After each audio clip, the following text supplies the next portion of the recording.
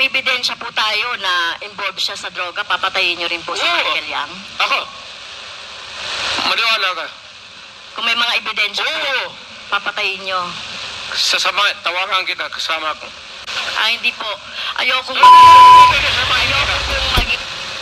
si Michael Yang po ay kilala na at kilala pong malapit sa inyo sa kay Mr. Duterte, Mr. Chair.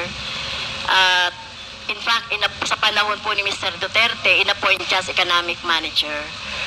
So, dito po Mr. Chair, nababanggit sa mga resource persons natin yung papel ni Mr. Yang, Michael Yang sa droga, sa kalakalan sa droga.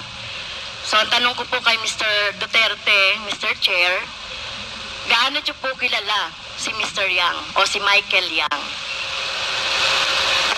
Michael Yang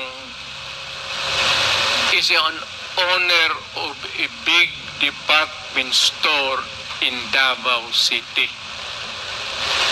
Nag-irate yan, ako ang nag-cut ng ribbon sa department store niya. And every businessman, whether ang background mo hindi ang kung saan ka galing impyerno, if you want to have a picture with me, I will gladly oblige you. Even the criminals. Alam mo, do not confuse your just because they are Chinese and they suspect you. Michael Yang is out there. He has not been arrested. Wala namang dossier na pinapakita sa akin.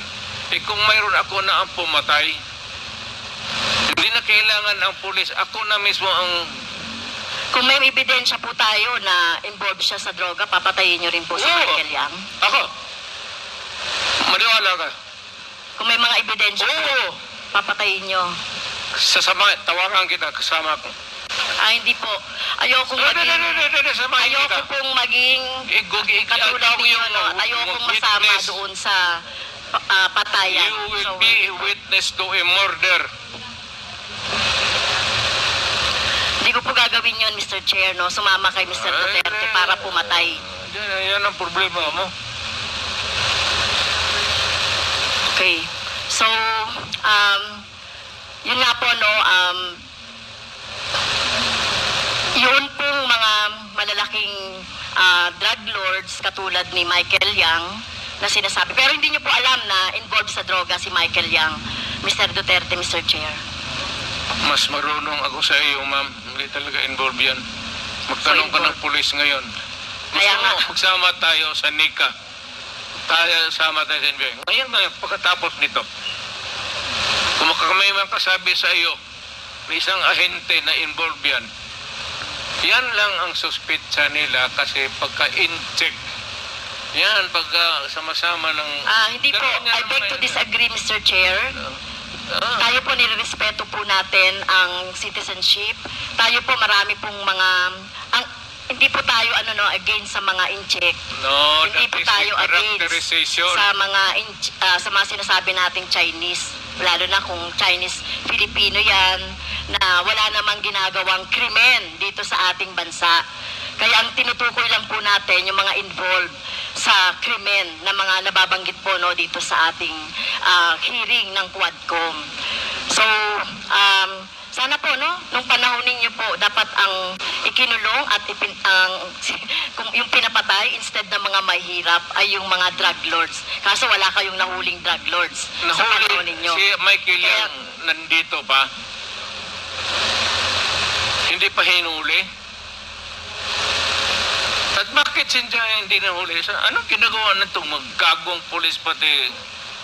Alam niyo po ba kung nasaan si Michael Yang?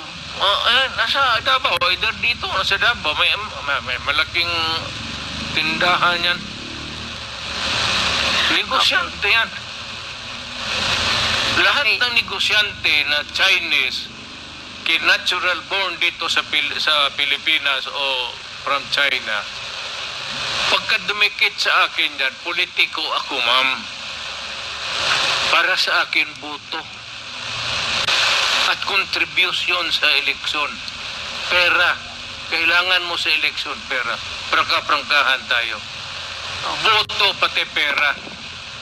Kung may maglapit sa amin na ganon, at wala namang ebidensya na nagkakalat sa harap mo.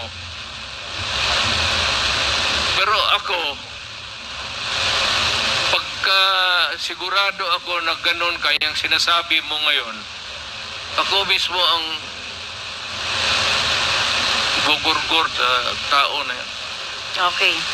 Wala akong pasensya dyan sa mga ganon. So, do not worry. Last question. Last I question. love my Last country question na po, more Sir than Chair. anybody else in this room. Dahil hindi po ako nasatisfy doon sa sagot ni Mr. Duterte, kaugnay doon sa, kasi gusto nating maturuan yung ating taong bayan, about doon sa, laging inaargumento na lang, self-defense, or whatever, o yung pag-encourage ng mga criminals to fight.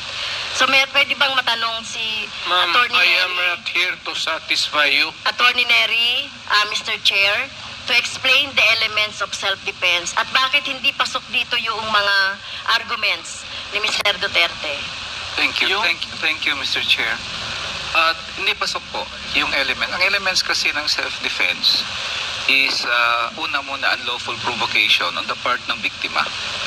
So kung inudyukan mo